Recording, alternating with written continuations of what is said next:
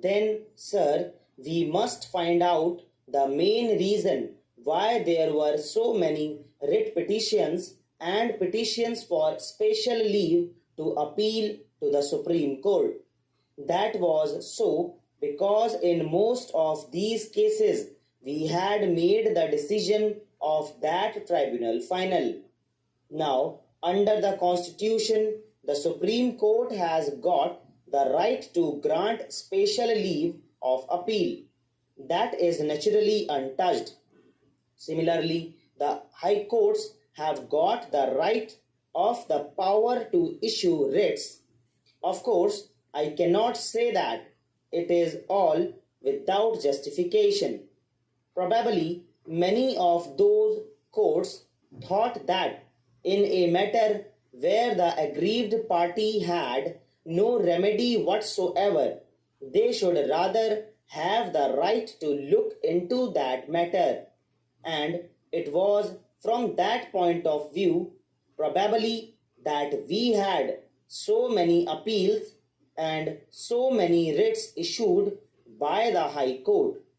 Now, we are going to provide in this measure for a direct appeal to the High Court itself. As the lawyer members probably know, when there is a remedy by way of appeal, no High Court ordinarily issues any writ, and the Supreme Court is not expected to grant any special leave of appeal.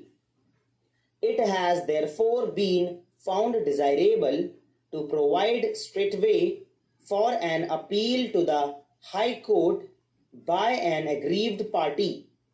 This will also, I think, remove much of the delay which is ordinarily caused by these matters.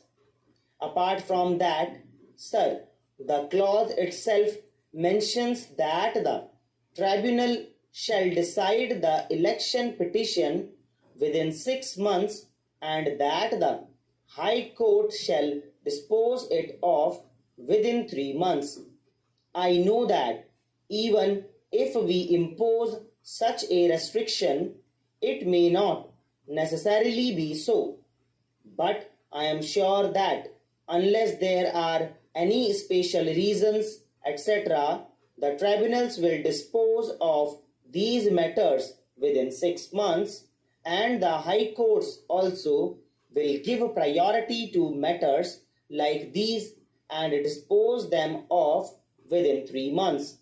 So, the honorable members will find that the present provision that has been made in this bill is much more satisfactory than the previous one. Then, sir, as the honorable members are aware, there was a little confusion with regard to the various categories of corrupt practices. For instance, there were major corrupt practices, there were minor corrupt practices, and there were illegal practices, and all of them had different effects under different circumstances. And even some of the lawyers found this matter rather a very intricate one.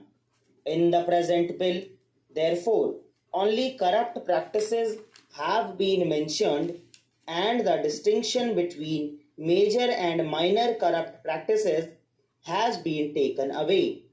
Of course, so far as offences are concerned, there is that category of electoral offences, and that has been done not with a view to changing any particular effect with respect to the matters which are undesirable, but that has been done with a view to making the whole thing far more simple and easily understandable.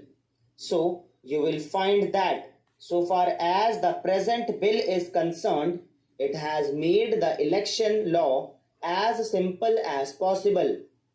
Probably there has been some difference of opinion in the other house, and there might be some difference of opinion in this house as well. with regard to the clause relating to disqualification, and particularly with regard to the disqualification incurred by a person who has been sentenced to imprisonment for 2 years and more. The reason for that is that generally the offences for which a man is sentenced to 2 years are cognizable offences and offences of a more serious nature. It was therefore thought that in such a case he should not be allowed to stand for 5 years more. But even then, as matters now stand, that disqualification can be removed by the Election Commission in suitable cases. Now, as the honorable members are aware, the Election Commission is a special constitutional authority set up by us in order to ensure the free and fair elections which we want to have in the country. Therefore, it is not as if this power is given to some executive officer of the government. It is not correct to look at it from that point of view. As honorable members know, a man may be convicted or even sentenced to 2 years for offences which may not involve what is vaguely termed as moral turpitude.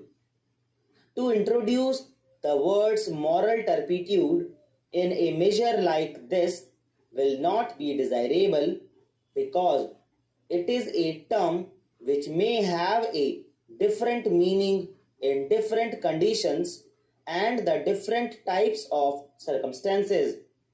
This moral turpitude is a thing which cannot be defined. Therefore, the other house thought that the best way and the best remedy out of this was to leave the power to the Election Commission itself, and I believe there has been no complaint till now in any proper case that the Election Commission has ever hesitated to remove disqualification if it could be done. I am sure that hereafter also there is no such danger so far as that independent authority is concerned.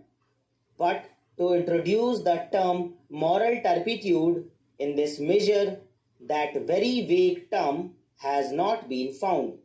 There are one or two other matters which were raised by previous speakers and which may be raised here also, and I will briefly refer to them. Some thought that we might make voting compulsory. It is a very difficult thing to do in a democracy like ours, which has just started functioning. We have adult franchise and 35 crores of people are involved. This is an impossible thing.